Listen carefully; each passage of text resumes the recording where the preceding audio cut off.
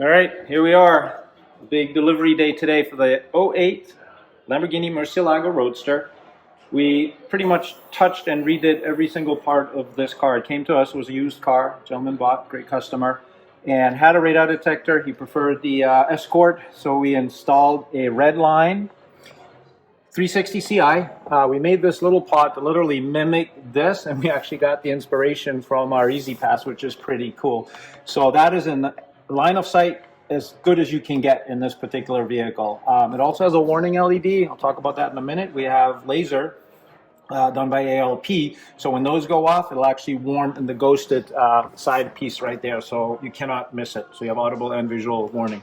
To control it, we put the ALP controller inside the little ashtray. He doesn't smoke, so that was a good spot for it. And then also uniquely, we put the Escort. I don't know if you can see it. This was here. This is actually a factory.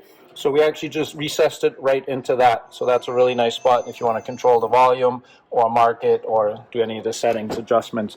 While we're on radar, we'll talk about the outside. In the front, we have 4 laser jammers. So the radar sensor is behind the bumper, which is fine. The TX sensor is here and the RX sensor is there. And the way that works is the RX will continue to receive, and if you get hit by laser, the TX will continue to transmit while that receives, and if the algorithm changes, it changes it and keeps fighting it on that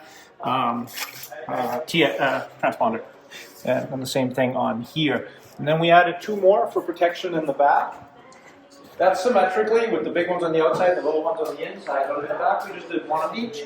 So we have the RX here, and then we made our own 3D printed case of the TX to mimic the RX. I know you noticed the bubble is missing, but aesthetically, proportionally, they look about the same. And that's pretty much it for the radar. We can move on to the audio system. It had an existing audio system in it with a big amp up underneath the hood, a big box behind the seat, some door speakers. We basically salvaged what we could, but we didn't like the idea of the amp being up here, the battery being back here, and the power wires running through. It was kind of done a bit questionably. So we eliminated all that, and we did a small Pico Mosconi amp that's actually, believe it or not, behind the climate control. You can't see it, but it's literally behind there. The climate control is only this big, powers the entire system, and it's pretty amazing. Always hard to tell with the audio on a YouTube video or whatever. These are the only speakers in here, in the doors that you see, Focal K2. And behind your seat is actually JL Audio 10W3 subwoofer. We'll get to that in a minute.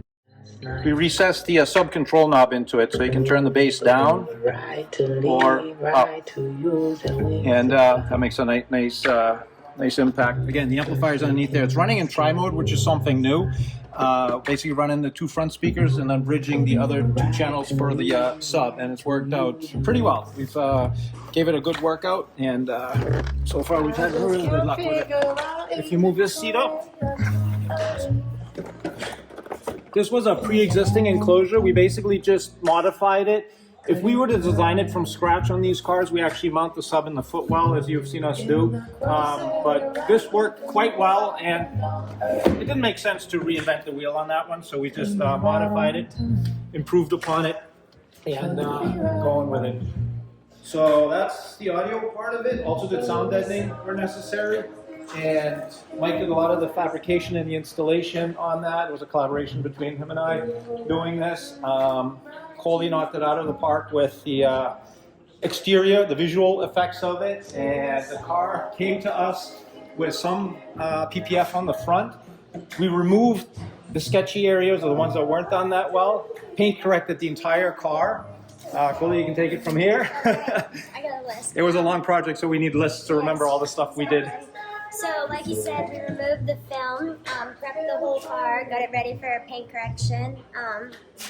After that, we removed the tint on the inside of the windshield that he had for a while and just wanted it gone. The vehicle came from out of state, and that's not legal in the state of Massachusetts, so we removed it. Yep, and that was pretty tricky in these tight corners here, but we got it all out. And then we took the wheels off. We actually put the whole thing on a lift, took the wheels off, and sent them in to be refinished. When they came back, before they were put on the vehicle, we ceramic coated them and the calipers, and then obviously put them back on. The engine was also cleaned and ceramic coated as well. We removed the existing badges that were on the car and did a full expel film around the whole entire car. And then we got new badges and applied those on after. After the expel was put on the whole car, we did a full Feynlab ceramic coating. Inside and out. Inside and out, yep. And not to interrupt, but we also replaced some of these pieces. These were pretty cost effective, and the other shop had cut the camera into it right there. So we did a more aesthetically pleasing Radine camera on the bottom and just got a new piece here, and same with the front. Carry on. And then once the ceramic coating was done, obviously the windows, the plastic, headlights, taillights, everything gets coated. And then... Makes the car look like brand new again. Brand new car. Awesome job.